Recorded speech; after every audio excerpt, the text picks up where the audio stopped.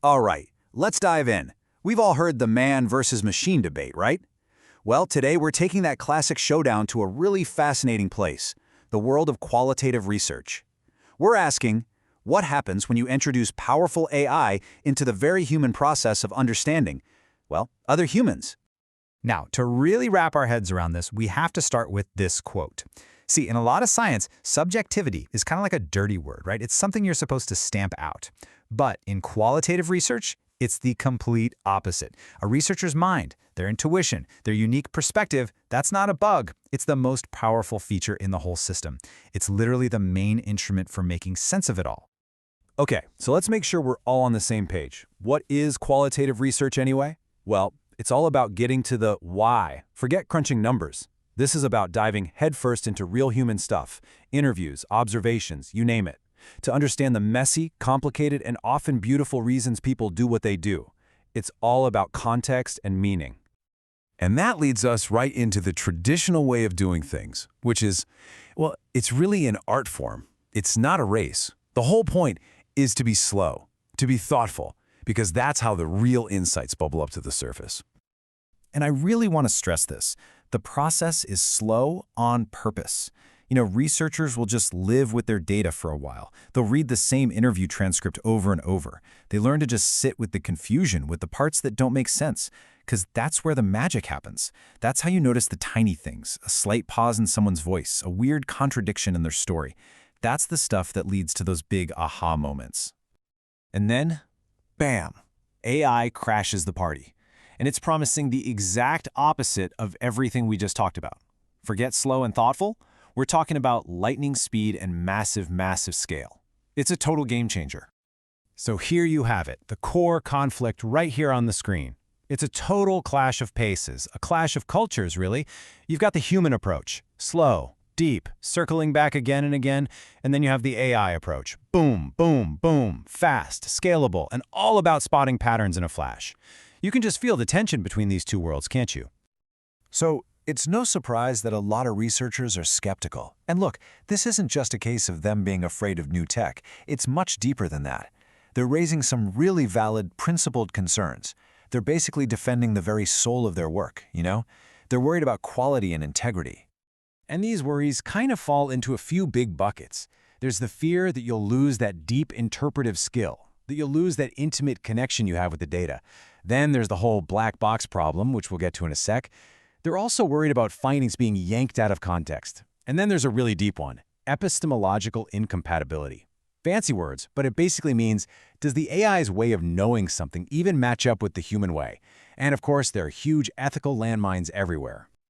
Yeah, let's zoom in on that black box problem because it's a big one. Think about it. In any kind of research, you have to show your work. It's like in math class. You can't just write down the answer. You have to show how you got there. But a lot of these AI models, they can't. They'll spit out a pattern and say, here you go. But if you ask why or how, it just kind of shrugs. For a qualitative researcher, that's a non-starter. It's an absolute deal breaker. And this quote just hits the nail on the head. This is the ultimate fear right here. That these incredible new AI tools risk turning this deep human process into a cheap, fast food version of itself. You get speed, sure, but do you end up with insights that are just superficial? Are we just trading real deep understanding for a quick answer? So, where does that leave us? Is this just the dead end? Are these two worlds fundamentally at odds? Is AI just totally incompatible with what qualitative research is all about? Well, hang on, maybe not. The conversation is starting to shift, and it's heading in a much more hopeful and, frankly, more interesting direction. People are starting to ask, what if we stop thinking replace and start thinking augment? What if AI isn't the new researcher, but a really, really powerful research assistant? And this idea of augmentation is absolutely key. The whole concept is you let the AI do the heavy lifting, the grunt work, all the tedious mechanical stuff. But the human researcher, they stay firmly in the driver's seat. They're the one calling the shots, making the tough interpretive calls, and actually figuring out what it all means. A really good way to think about this is to just see AI as the next step up from tools researchers have been using for years. Software like NVivo or Atlas TI, they're great for organizing data, but nobody claims the software's doing the thinking. AI can be the same thing. It's just a much, much more powerful version of that. A tool, but still just a tool. Okay, so if we're on board with this AI as an assistant idea, the next big question is, how do we actually do it responsibly? So let's get practical and talk about some strategies for making this human-AI partnership work. It really boils down to 4 key principles, or maybe 4 big rules. Rule number 1, you have to stay in the weeds. Use the AI to help, but don't let it replace you actually reading and engaging with your data. Rule 2, demand transparency. You have to make the AI show its work. Where did it get that finding? What's the evidence? Rule 3, and this one is huge, validate everything. Treat anything the AI gives you as a suggestion, a hypothesis, not a final answer. It's on you, the human, to check it. And finally, Rule 4, ethics, ethics, ethics. You have to get proper consent to use AI, and you have to make sure the data stays private and secure. No shortcuts.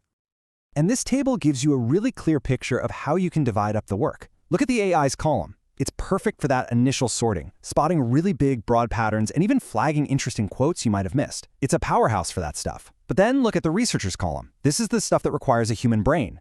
Validating those themes the AI found, digging into the nuance, the subtext, connecting it all to bigger ideas and theories. And that last one, reflexivity, that's all about looking inward and understanding your own biases. And AI can't do that. So when you look at it this way, you realize this is about way more than just a new piece of software.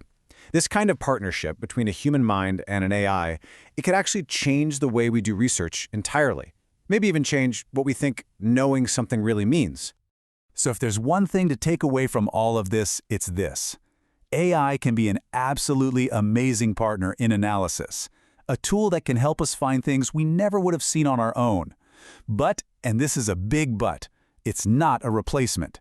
The researcher, the human mind, is still the essential, irreplaceable instrument for real, genuine understanding, period. And that leaves us with one last really big question to chew on. As we start building these new partnerships, are we just going to get a little bit faster and more efficient at doing things the way we've always done them? Or are we on the brink of something much bigger? Are we about to co-create entirely new ways of understanding our world? And that's where things get really exciting.